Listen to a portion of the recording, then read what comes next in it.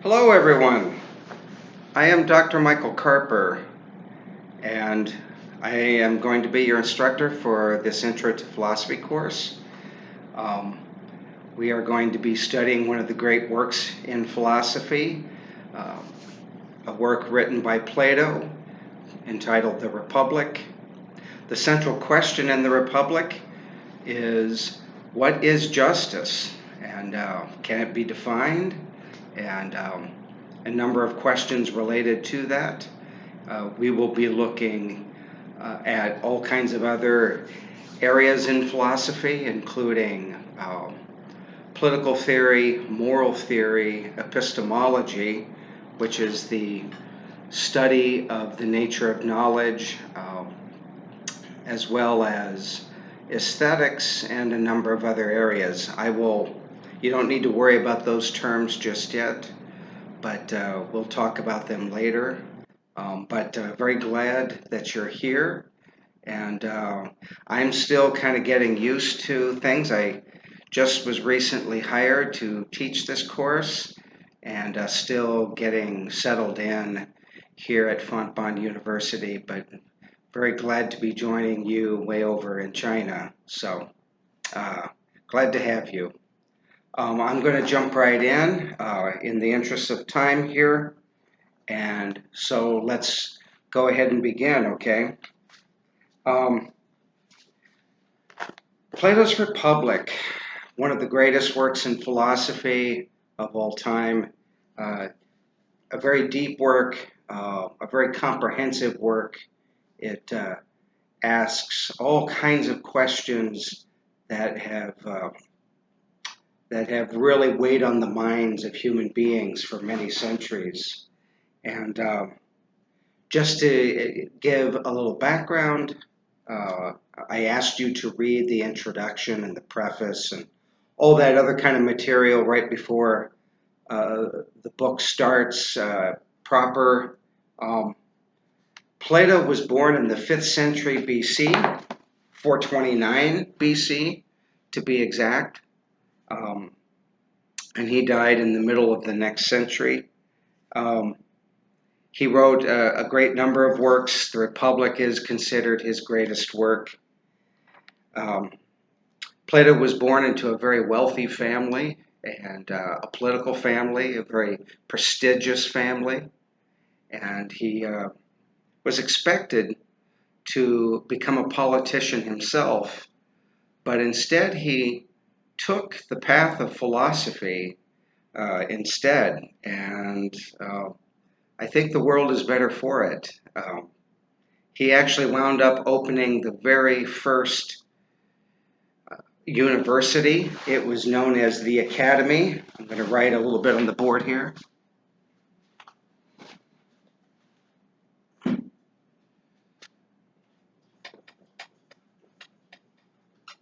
Oh, I'm already making mistakes. Sorry about that. But yes,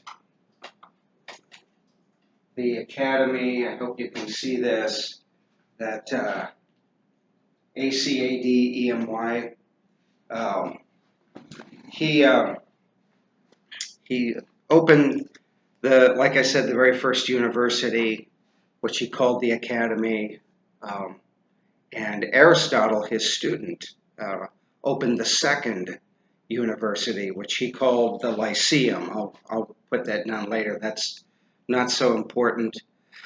Socrates was Plato's teacher, and as you can tell from, if you've already started reading Plato's Republic, you can tell that Socrates is the central character in the dialogue. Plato wrote dialogues rather than just regular sorts of treatise or regular argumentative type writing where it's just him giving you, the reader, his opinion. He wrote in dialogues with different characters making different arguments, arguing back and forth with one another. That was a popular way of writing back then, and Plato was definitely a master of it. Um, Socrates, like I said, is the central character in this dialogue. Um, he's the one who winds up asking most of the questions. But some of the other characters ask very important questions as well. Um, as you will notice, there are a number of other characters. Um, let's go ahead and look at some of the pronunciation of those characters just so they don't throw us. Um, this person, Glaucon, uh, that is pronounced Glaucon. And Glaucon in real life was actually Plato's brother. And so was this character. I'll put it up here. Adimontus is how you pronounce that. Adimontus was also one of Plato's characters. And one of his brothers as well, excuse me. And he's also a character in the dialogue. Both of them are pretty important. There's, and let me erase here a little bit.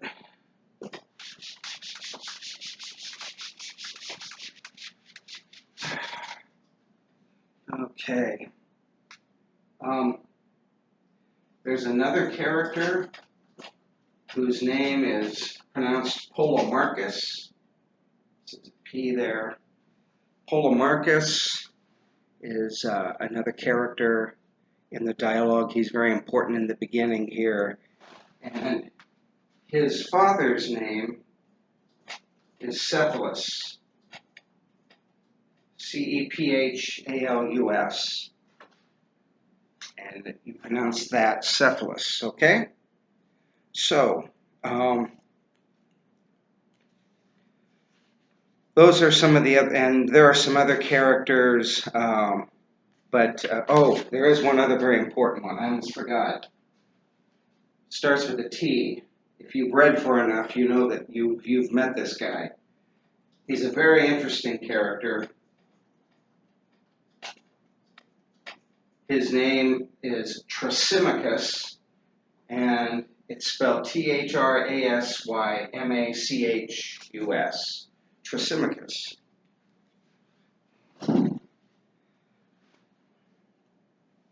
So Thrasymachus gets into a pretty huge argument about midway through the very first book. Plato wrote the Republic in 10 books. They're really chapters, but they were called books because things back then were written on scrolls, as you may know, and every scroll was organized into a book. So,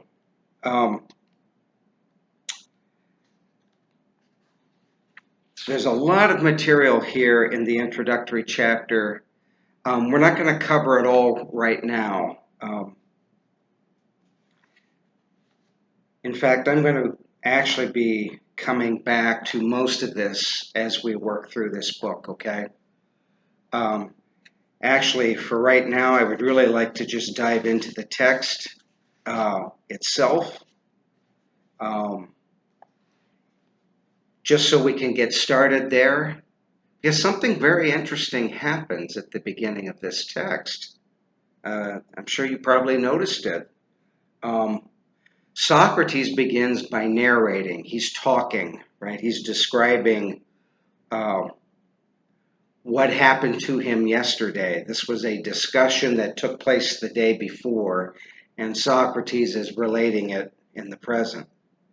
He says, I went down to the Piraeus, and that word is pronounced Piraeus, yesterday, with Glaucon, the son of Ariston, to say a prayer to the goddess, and also because I wanted to see how they would manage the festival since they were holding it for the first time. So, what's going on here? It looks like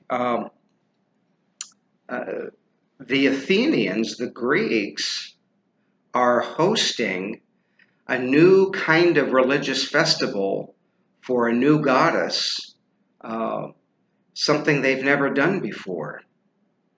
Can you imagine suddenly celebrating someone else's religion uh, in your own country like this? This is kind of amazing if you think about it.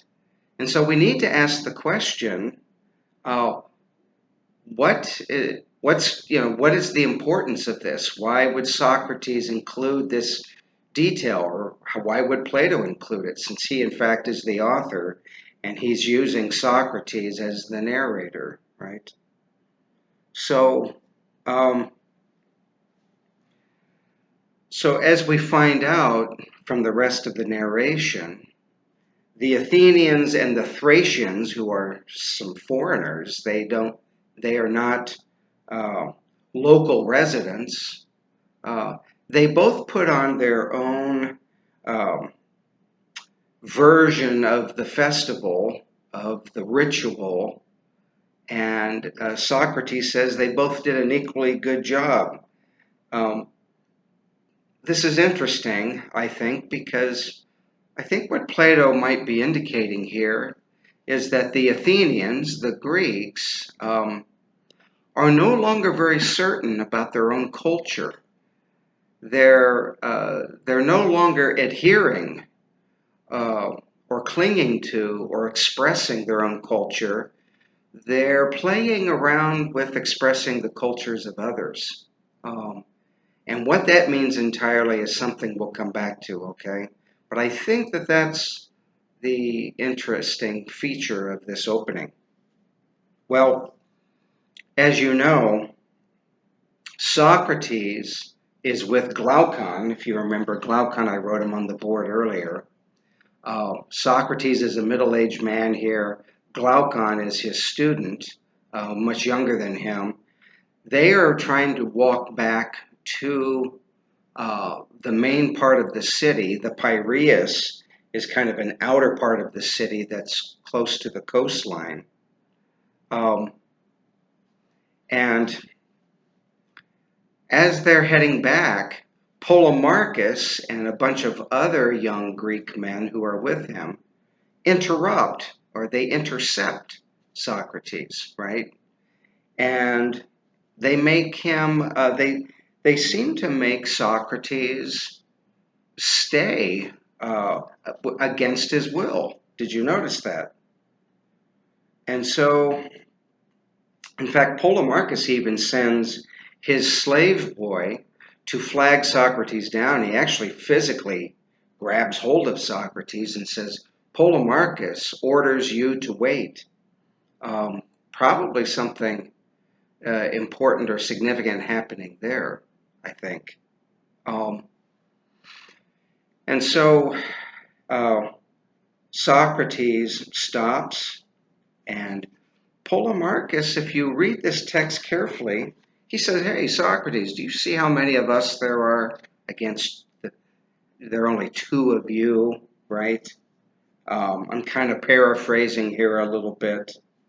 Um, I want you to stay here and join the party with us. There's this big festival going on.